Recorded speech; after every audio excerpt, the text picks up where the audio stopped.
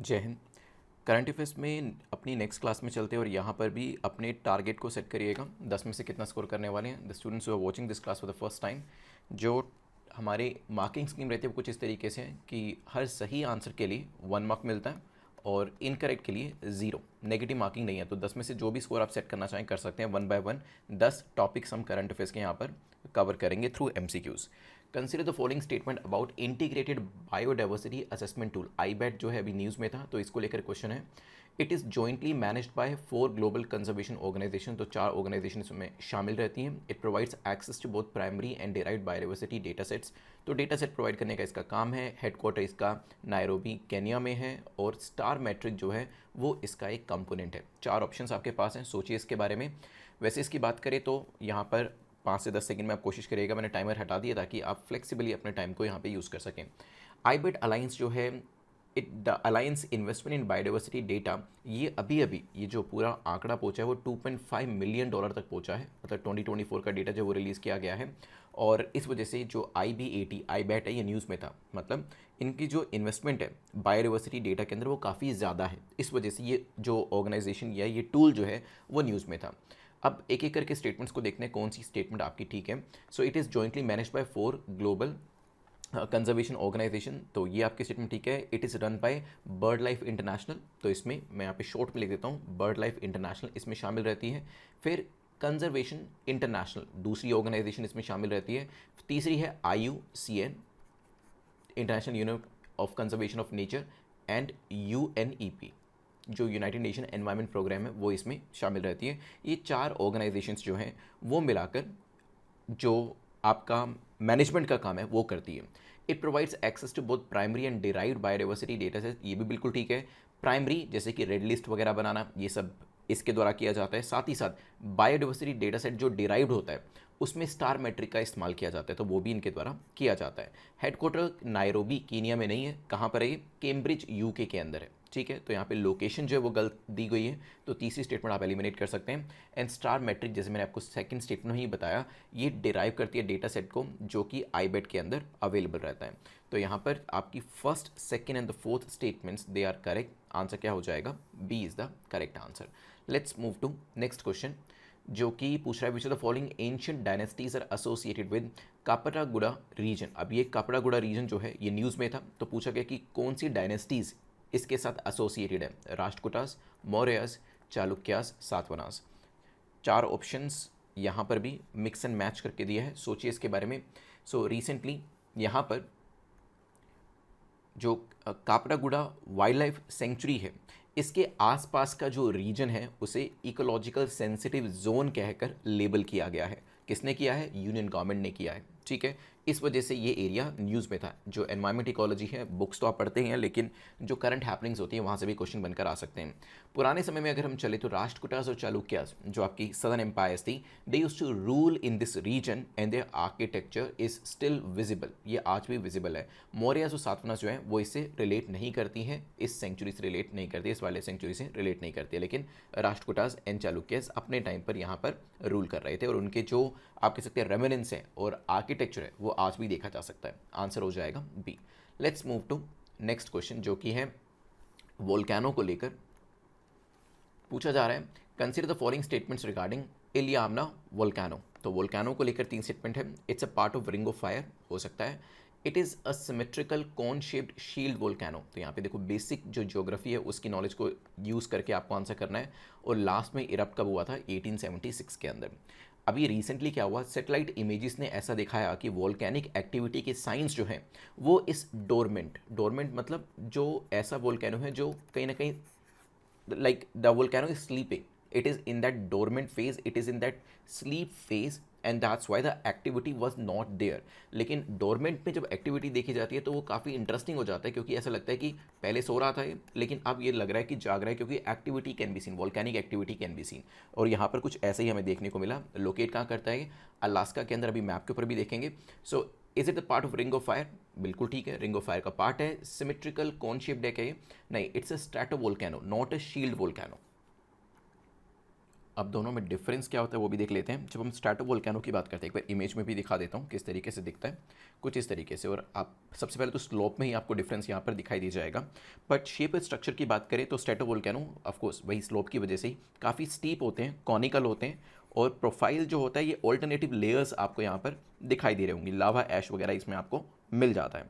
जब हम shield volcano की बात करते हैं, इसमें स्लोप्स कंपेयर टू स्ट्रैटोवोल्केनो काफ़ी जेंटल होते हैं। जैसे यहाँ पे काफ़ी स्टीप दिखाई दे रहे हैं आपको, वैसे यहाँ पे जेंटल स्लोप्स आपको दिखाई देंगे। ब्रॉड प्रोफाइल होती है और वॉरियर शील्ड के जैसे ये रिजेंबल कर रहे होते हैं, इस वजह से इन्हें क्या कहा जाता है, शील्ड वोल्केनो। ठीक है, वहीं से जो नाम है वो आया है। ठीक है, तो ये आपकी जो सेकंड स्टेटमेंट है ये आपकी इनकरेक्ट हो जाती है। ये सिमेट्रिकल कॉन शेप्ड शील्ड नहीं, स्ट्रैटोवोल्केनो है, ये ध्यान रखिएगा, नॉट द शील्ड वोल्केनो। और लास्ट टाइम 1876 में ही इरप्ट हुए थे, और इसी वजह से answer first and third statement आपकी करेक्ट हो जाती है। और मैप के ऊपर जो ये वाला एरिया है अलास्का का, यहाँ से देखिएगा स्मॉलर प्रोफाइल से बिगर प्रोफाइल की तरफ जो आपका वोल्केनो है उसकी लोकेशन भी बताई गई है। Let's move to next question. The Tawi river flows through which of the following districts, कौन कौन से डिस्ट्रिक्ट से होती हुई जाती है ये आपको बताना है।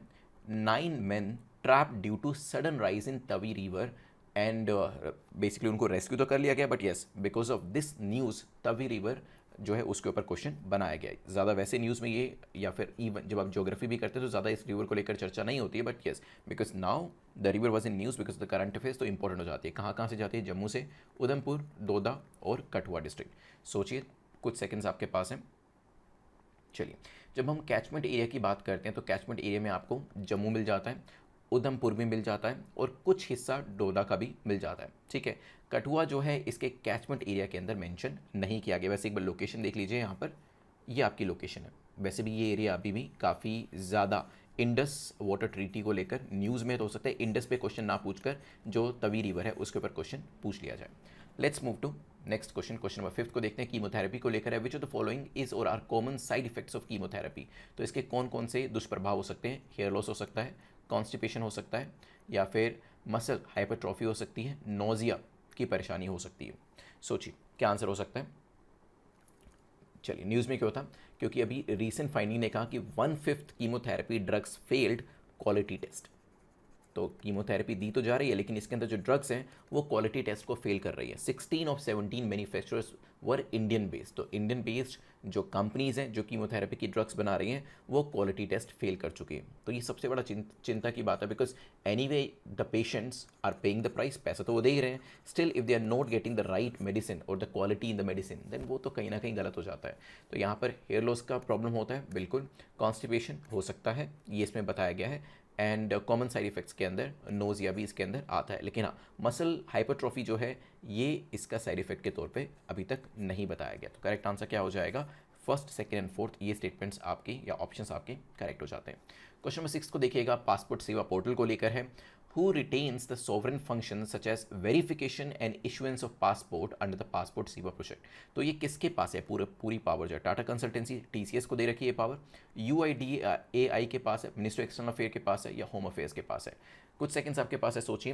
रिसेंटली पासपोर्ट सेवा पोर्टल एक्सपीरियंस सर्वर आउटेजेस, जो यूजुअली हमें कुछ बैंक्स में, एसबीआई में आपको खासतौर पर ज़्यादा देखने को मिलता है, बट इसी तरीके की परेशानी जो है वो भी कहाँ देखने को मिली है, पासपोर्ट सेवा पोर्टल को लेकर भी देखने को मिली है, जिसकी वजह से जो सर्विसेज हैं वो डिसरप्ट हुई हैं, जो सर्विसेज हैं वो डिसरप्ट हुई हैं अक्रॉस इंडिया। नाउ टीसीएस जो है वो इसके टेक्निकल ऑपरेशन को हैंडल करता है, but of course sovereign function किसी प्राइवेट कंपनी को तो दे नहीं सकते, it has to be with the ministry, and in this case when we talk about the passport, ministry external affairs, they manage everything. So MEA retains core functions including issuing and verification of the passports. तो correct answer क्या हो जाएगा, C is the correct answer here. Let's move to next question, black mass recovery को लेकर है। What are the major metals recovered in black mass battery recycling, तो इसमें से कौन कौन से मेजर मेटल्स को रिकवर किया जाता है जब भी इस तरीके की बैटरी को रिसाइकिल किया जाता है। क्या लिथियम होता है, what about graphite, then manganese is there, copper. सोचिए, यहाँ पर 4 अलग अलग जो धातु हैं, जो अलग अलग आपकी मेटल्स हैं, उसके बारे में पूछा गया है। रिसेंटली जो DST है, they extended support for indigenous black mass recovery technology, तो department of science and technology ने एक्सटेंड किया है सपोर्ट किस चीज़ के लिए, indigenous black mass recovery technology, और इसके अंदर कॉपर नहीं आती है, ठीक है। Copper is not mention as core component black mass. Lithium, graphite और जो आपकी मैग्नीज है, मैग्नीज, ये इसके अंदर पाई जाती हैं। तो करेक्ट आंसर क्या हो जाएगा यहाँ पर? फर्स्ट, सेकेंड एंड थर्ड तीनों आपके ऑप्शंस करेक्ट हो जाते हैं।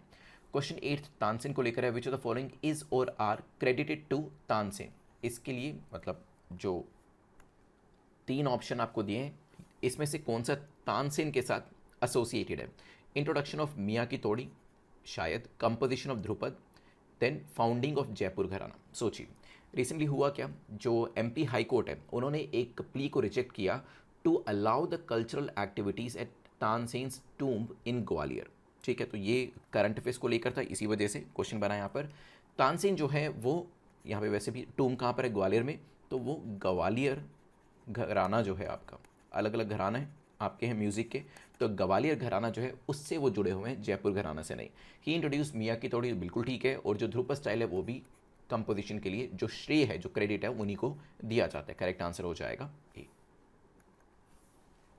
चलिए चलते हैं नेक्स्ट क्वेश्चन की तरफ। क्वेश्चन नंबर 9 को देखते हैं। इंटरनेशनल पोटैटो सेंटर को लेकर है। Where is the headquarter of the international potato centre located? तो यहाँ पे 4 ऑप्शंस आपके सामने है। रिसेंटली गवर्नमेंट ऑफ इंडिया ने अप्रूव किया establishment of CIP South Asia centre in Agra. तो हमारे यहाँ पर कहाँ पर आ रहा है? आगरा, यूपी के अंदर। लेकिन जब हम इंटरनेशनल पोटैटो सेंटर की बात करते हैं, CIP हेडक्वार्टर है लीमा, पेरू के अंदर। B is the correct answer. Agra will host the South Asia regional centre. हमारे यहाँ पर क्या ओपन हो रहा है? South Asian regional centre. Question इसके ऊपर भी आ सकता है, यहाँ से भी बनकर आ सकता है। लास्ट क्वेश्चन को देखते हैं, जो कि है लेप्टोस्पायरोसिस को लेकर पूछा गया। Which of the following animals is or are non carriers of this disease or this bacteria? Rats, cattles, dogs, camels. कौन से ऐसे पशु हैं जो कि इस बैक्टीरिया को कैरी करते हैं, ठीक है। तो यहाँ पर 5 डेथ्स हाल ही में हुई हैं ड्यू टू लेप्टोस्पायरोसिस, और ये केरला एर्नाकुलम के अंदर रिपोर्ट करी गई हैं। जो लेप्टोस्पायरोसिस है एक बैक्टीरियल इन्फेक्शन होता है जो कोज होता है लेप्टोस्पीरा बैक्टीरिया से, and it is a zoonotic disease. वैसे भी यहाँ पर जू से आप समझिएगा, जू नोटिक, जू मतलब कहीं ना कहीं एनिमल्स का रोल आ जाता है। Animals play the role of a carrier, ठीक है। तो एनिमल से ये ह्यूमंस में होती है, जिसमें अभी हमने 5 डेथ्स जो हैं वो देखी हैं। यूजुअली जो इन्फेक्टेड एनिमल्स होते हैं उनके यूरिन कंटामिनेशन से, जैसे यूरिन कंटामिनेशन हुआ सॉइल के अंदर, सॉइल से फिर वो वाटर में चला गया, और अगर गलती से उसे कोई कंज्यूम कर लेता है तो वहाँ पर इस तरीके की प्रॉब्लम फिर देखने को मिलती है, ठीक है। कई बार ऐसा भी होता है कि जो यूरिन है वो कंटामिनेशन जो है किसी ह्यूमन की अगर स्किन जो है उसमें किसी तरीके का कट है, तो वहाँ पर अगर ये कांटेक्ट होता है तो इस वजह से भी ये जो बैक्टीरिया है ह्यूमन बॉडी के अंदर एंटर कर सकता है। लेकिन इसके अलावा भी नोज़, आइज़, माउथ, ये अलग अलग रास्ते हैं जिसके ज़रिए जो एनिमल से ह्यूमन के अंदर ये कंटामिनेशन ट्रैवल कर सकता है। ह्यूमन टू ह्यूमन कॉन्टैक्ट जो है हो सकता है, लेकिन दैट इज़ क्वाइट रेयर, वो काफ़ी रेयर बताया गया है, ठीक है। अब बात आती है कि कौन कौन से कैरियर्स हैं इसके। तो कैरियर्स की बात करें तो यहाँ पर रैट्स, कैटल्स, डॉग्स, ये तीनों इसके अंदर बताए गए हैं, ठीक है। Rats, cattles, dogs are non carriers. Camel जो है they are not typically mention among the common carriers, ठीक है। तो यहाँ पर आंसर क्या होगा? Correct answer will be D. इसमें रैट्स हैं, कैटल्स हैं, डॉग्स हैं। इवन अगर कुछ और एनिमल्स की बात करें तो पिग्स जो हैं वो भी इसमें आते हैं, बफेलोज इसमें आते हैं, डॉग्स मैं यहाँ पर ऑलरेडी बता चुका हूँ। इवन जो गॉट्स और शीप्स हैं, गोट्स एंड शीप्स, वो भी इसमें आते हैं। Even horses are also included, लेकिन कैमल्स इसमें नहीं है। So camels are safe. So हमने 10 क्वेश्चंस यहाँ पर कंप्लीट करे हैं। 10 में से स्कोर जितना भी आपका है, हर सही जवाब के लिए 1 मार्क, गलत के लिए 0, नेगेटिव मार्किंग नहीं है। कमेंट सेक्शन में अपने मार्क्स ज़रूर लिखिएगा, और डेली बेसिस पे ये ज़रूर देखिएगा कि ये जो मार्क्स हैं वो वीकली बेसिस पे और नहीं तो मंथली बेसिस पे, डेली बेसिस पे नहीं, वीकली और मंथली बेसिस पे इंप्रूव होने चाहिए, ठीक है। चलिए, थैंक्स फॉर वॉचिंग। जय हिंद।